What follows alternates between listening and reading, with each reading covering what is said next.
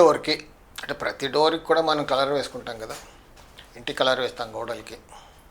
కొంతమంది ఏమో గోడలకి ఏ కలర్ వేసుకోవాలి అంటే వాస్తు ప్రకారంగా కలర్ థెరపీ అంటూ ఏమైనా ఉందా, ఏ రూమ్లో ఏ గోడకి ఏ కలర్ వేసుకోవాలి, మా వాస్తు ప్రకారంగా ఏ గోడకి ఏ కలర్ వేసుకోవాలన్నది ఇట్స్ ఫండమెంటల్ థింగ్. ఏంటంటే నన్ను అడిగితే ఏం చెప్తానంటే మొత్తం వైట్ వేసేయమంటాను. కానీ ఈ మధ్యకాలంలో కలర్ థెరపీ అని కొత్తగా మాట్లాడుతున్నారు.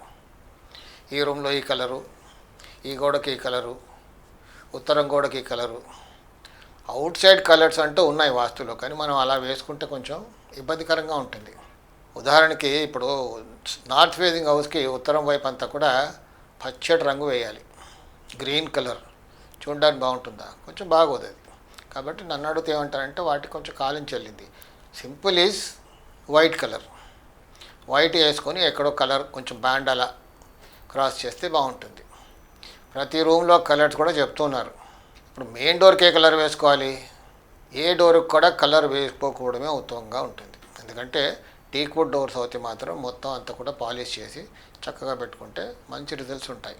లేదు ఇంటర్నల్ డోర్స్ అన్నీ కూడా ఫ్లెష్ డోర్సే, అవన్నీ కూడా పెయింట్ అయ్యే వస్తున్నాయి, ప్రెస్ అయ్యి వస్తాయి అవి. సో వాటి గురించి పెద్దగా పట్టించుకోకపోవడమే ఉత్తమం.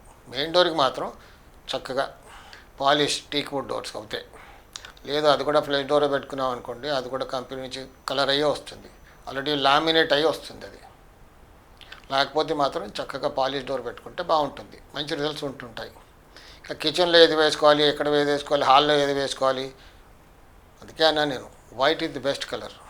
అంతేగాని ప్రతి రూమ్లో ఒక్కొక్క కలర్ వేసుకొని ఒక ఫీచర్ వాల్ అని చేస్తున్నారు. హాల్లో చక్కగా అందంగా కనబడాలి, ఇల్లంతా కట్టుకుంటాం, కానీ interior decoration is very important.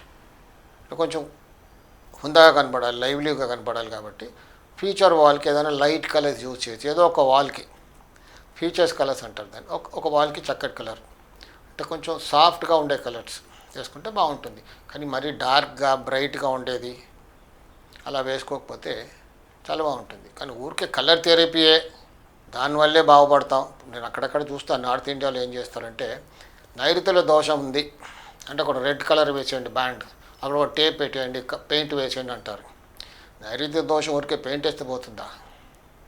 ఒకసారి చూస్తే ఏడవాలన్న వాళ్ళు అర్థం కాదు. కలర్ థెరపీ ఈజ్ దేర్, ఒప్పుకుంటాను. కానీ ఎంతవరకు పాటించాలో అంతవరకే పాటించాలి, ఎవరికి ఏ సూట్ అవుతుంది. ఆస్ట్రాలజీ ప్రకారంగా కూడా కలర్ థెరపీ అంటూ ఉంటుంది. కానీ మరీ అంత డీప్గా వెళ్ళకుండా మనిషి కలర్ కాంప్లెక్స్ని బట్టి ఆ కలర్స్ వాడితే చాలా బాగుంటుంది. సాయి రక్ష.